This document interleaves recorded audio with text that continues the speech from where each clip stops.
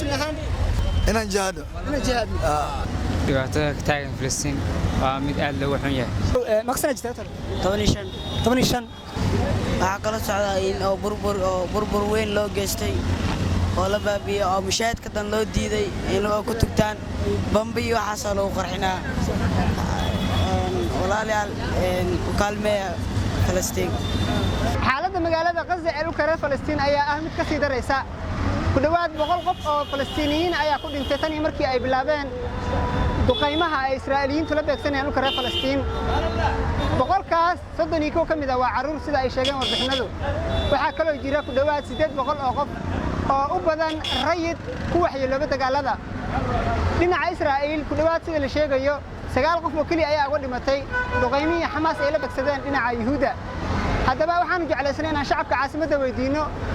sida ay ula socdaan xaaladda magaalada Gaza iyo dhibaatada lagu hayo muslimiinta iyo walaalaha reer Filistiin dadka ku dhintay 100 gaariyana baa leeyahay dawariyaashu intaas oo akhrinaya laakiin waa ka badan yihiin laakiin waxaan nahay garabka Filistiin anahay waana in salaamayn aad ma santa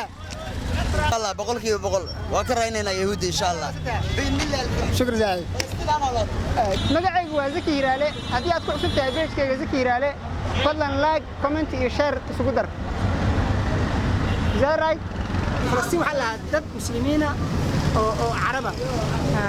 أنت من سعودة ما شاء الله بلوا السعودة وحاد بعد يا هاد نجار يهود إسرائيل كلكم يحب وقع ما سعودة من داسم السعودة بريان دقيم ببلابين أو يكون إنتين كدبات بقول عرورة أو عروتها هذا لميدا سيدا وأرتها لبوا سمان كهي أهم حق درسينسا إن عروتها دقين يكون إنتان إلهي كوما بكينه إلهي ميتستاس إلهي كبادينتي إسلام مدنوا عنه أو باقي سامك مسلمين تا إلهي إنه نحرس له في عدو إلهي إنه خبطت شدان كلاك عجاب هلا ما سنت ده waxay darasiinaysaa dhib bay darasiinaysaa sababtoo ummad masaakiin oo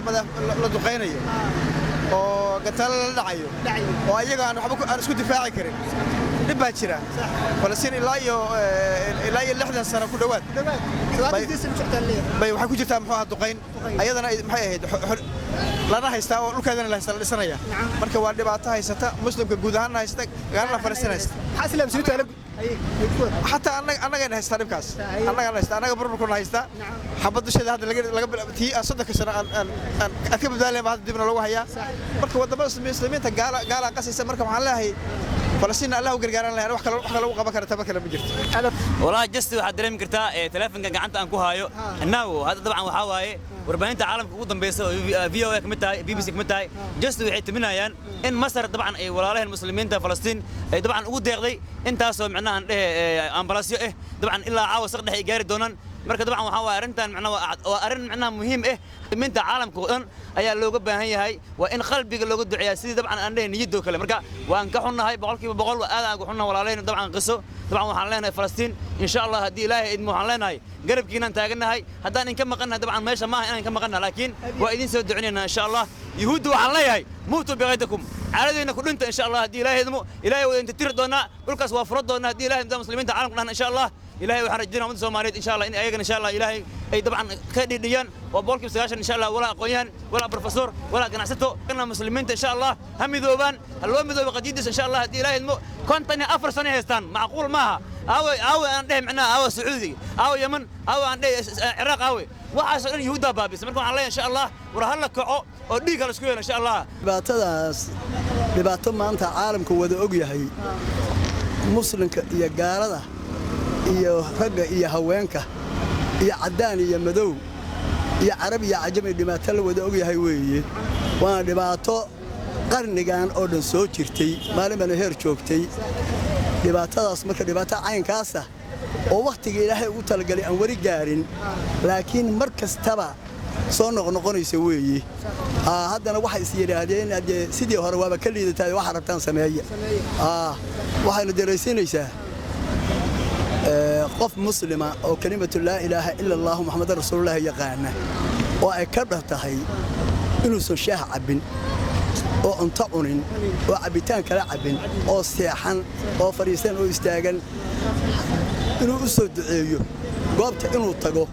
wuxuu heli kara inuu ku bixiyo naf iyo maalba ka un baa la gudboon runtii waa aad ugu xumahay waxaa maqlaya maanta hataa in la duqeynayay Falastiin oo wilaata idaacadda Al-Jazeera meesha ku leedahay in la duqeey maanta waa runtii Falastiin qadiyadaasna waa qadiyad muslim oo carab kaliya ahayn sida hadda yuhuudda ayada waxa wadana waxa ka dhigaysaa qadiyad oo carab amal leedahay sida markaas dhulkaas barakeysan qudus magaaladaas iyo Masjidul Aqsa ay la wareegto hadda runtii arintii soo laabaday waxa la isku heestaa masaajidka barkaasna yuhuudda inay qabsadaan rabaan anaga runtii masaajidkaas waa ka dhimanaa مش بس أنا يحكي